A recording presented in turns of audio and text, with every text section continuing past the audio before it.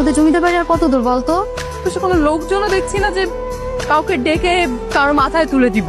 এই এদিকে আয় তো। আপনি কি আমারে ডাকতেছেন? তুই ছাড়া তো এখানে আর কেউ নাই, তো কারে ডাকবো আমি? আপনার সমস্যাটা কি? আপনি আমার তুতুকারি করতেছেন কেন? তোর মতো খ্যাত একটা ছেলে আমি কি বলবো?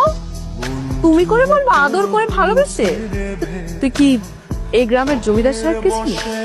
এখন এই ব্যাগ লাগেজ কষ্ট করে মাথায় করে নিয়ে ওই জমিদার বাড়িতে রেখে যাবি, ওকে? ঠিক আছে? আর তোর জন্য বকশিস আছে। আর আপনার এই যে ব্যাগ পত্র যা যা আছে এগুলা কষ্ট করে আপনার মাথায় তুলে তারপর হইতে পারে আপনি জমিদারের বংশধর। গ্রামের মানুষগুলো আপনার কি মনে হয় সব আপনাদের গোলাম? মানুষের সম্মান দিতে শিখেন। দাদু ভাই তুমি যাও ফ্রেশ হয়ে রেস্ট নাও। দাদু আমি রেস্ট করিনি, তার আগে বিচার করতে হবে তোমার। বিচার? কার বিচার করতে হবে? দাদু, রাস্তার একটা ছেলে লাবণীকে থাপ্পড় মেরেছে। ওর এত বড় সাহস, জমিদারের নাতনির গায়ে হাত করে! চলুন, দাঁড়িয়ে আছিস কেন? এক্ষুনি বের হ, ওই ছেলেকে খুঁজে পুকুরের মধ্যে আমার কাছে নিয়ে আসবি। কি ব্যাপার? আপনি আমার পতাক গায়ে দাঁড়ালেন কেন? ওর মা আমাদের বাড়িতে কাজ করে, মানে চাকরানি। আর একটা চাকরানি ছেলে হইতে আমার গায়ে হাত তুলেছিস, তোর সাহস তো কম না? আমার মা পেগো বাড়িতে কাজ করে, কিন্তু আমার মা ভিক্ষা করে না। আমার মা যদি না থাকতো, সে যেসব কাজ কাম আপনাকে বাড়িতে করে, আমার মনে হয় না সেসব কাজ আপনারা করতে পারতেন। তাই আমার মার কাজের ছোট করে দেখবেন। আর এমনিও আমার মা বেশি দিন আপনাকে বাড়িতে কাজ করবো না।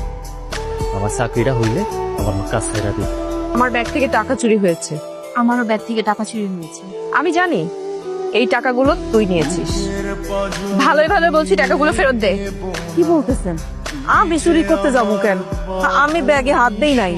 আমি এতদিন এই বাড়িতে কাজ করি, আমি কোনোদিন একটা কুটাটা পর্যন্ত সরাই নাই। বিশ্বাস করেন, আমি চুরি করি নাই। আমি চোরের মুখ থেকে কিভাবে স্বীকার করাতে হয় সেটা আমার খুব ভালো করেই জানা আছে। কি হচ্ছে? ও আমাদের ব্যাগ থেকে টাকা চুরি করেছে দাদু, তাই ওকে শাস্তি দিয়েছি আমি। আমি বড় অপরাধ করেছি, অন্যায় করেছি। রাবিয়া 20 বছর ধরে আমার বাড়িতে আছে। আমার ঘরের টাকা পয়সা গহনা গাটি এই বিক্রি করে থাকে। কোনোদিন রাবিয়া ছুঁয়েও দেখে নাই। বড় অন্যায় করেছিস। আমি ওর কাছে মাফ চাইবো না, যদিও মরেও যায় তাও না।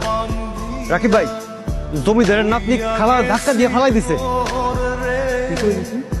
জমিদারের নাতনি এত বড় সাহস, ধাক্কা দিয়ে আমার মার কপাল ফাটাই দিচ্ছে। মা, তুমি ঘরে যাও, ঘরে গিয়ে আরাম করো। আমি এখন যাবো গিয়া জমিদারের নাতির ইচ্ছা মতো পিড়ামু।